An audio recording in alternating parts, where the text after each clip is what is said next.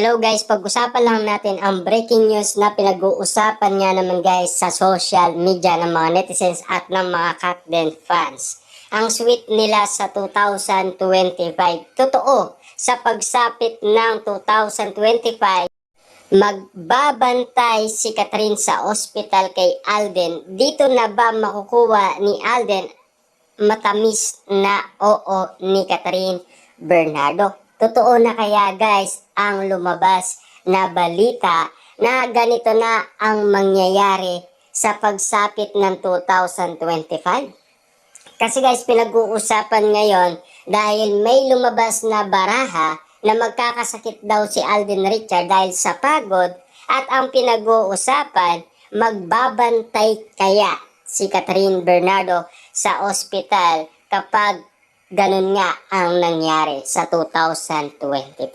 Kaya nga naman guys, pinag-iingat ng mang-uhula si Alden Richard sa pagsapit ng 2025. At maganda daw ang lalabas na baraha sa mga sinabi pa ng isang manghuhula. Kaso nga lang guys, ito na ba ang mga magandang mangyayari kina Catherine Bernardo at Alden Richard sa pagsapit ng 2025?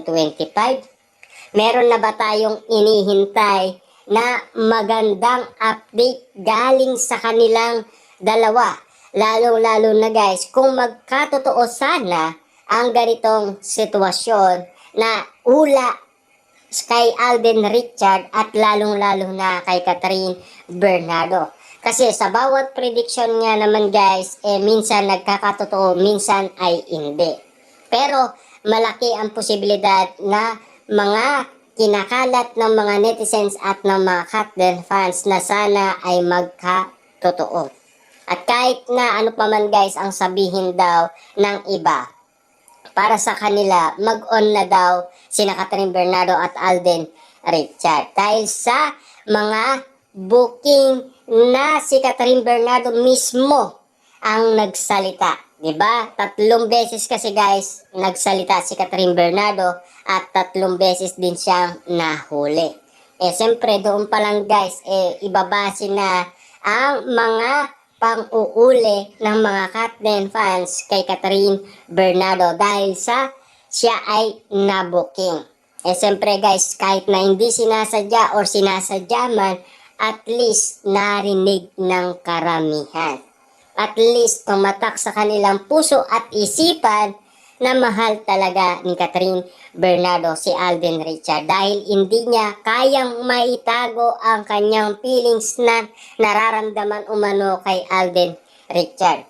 Kaya nga naman guys, tinatawag siyang apple of the eye ni Alden Richard. Grabe nga naman kasi ang mga kumakalat na issue at na intriga na pinagkakaguluhan, pinag-uusapan at pinagpipestaan ng karamihan.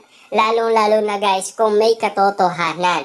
'Di ba? Ang mga haka-haka talaga binubuksan ng mabuti ng mga netizens at ng mga Kakden fans na sana ay magkatotoo ang hula kay Alden Richard at lalong-lalo na yung masungkit niya ang matamis na oo ni Catherine Bernardo.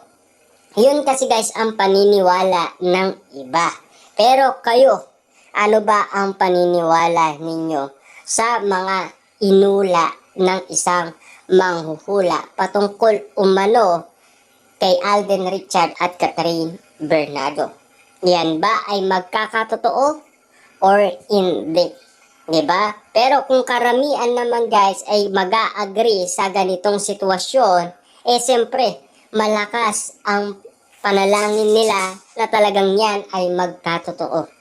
Kasi naniniwala naman guys ang karamihan, lalo-lalo na nga, 'di ba, mga Kakden fans gusto na nga ikasal sina Catherine Bernardo at Alden Richard sa kaibigan pang pare ni Alden Richard na sana ay ikasal na daw sila. Grabe, 'di ba? Yung mga gusto ng mga netizens at ng mga Kakden fans. Siyempre guys, alam naman natin sina Alden Richard at Catherine Bernardo, may kanya-kanya silang pamumuhay.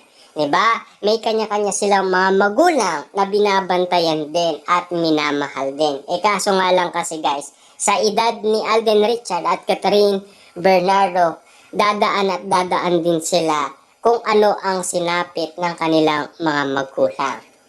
Dahil sa mga may experience na nga naman kasi guys na mga kababaihan nagkaroon ng mga asawa, ganon ang inala nila kay Alden Richard. Sa bawat titig niya, sa bawat kilos niya, na kilos na daw ay umiibig na daw siya kay Catherine Bernardo. Malaki ang pag-ibig niya kay Catherine Bernardo. Yan din ang paniniwala ng isang manghuhula sa ula niya kay Alden Richard. Ano kaya guys ang sa palagay ninyo?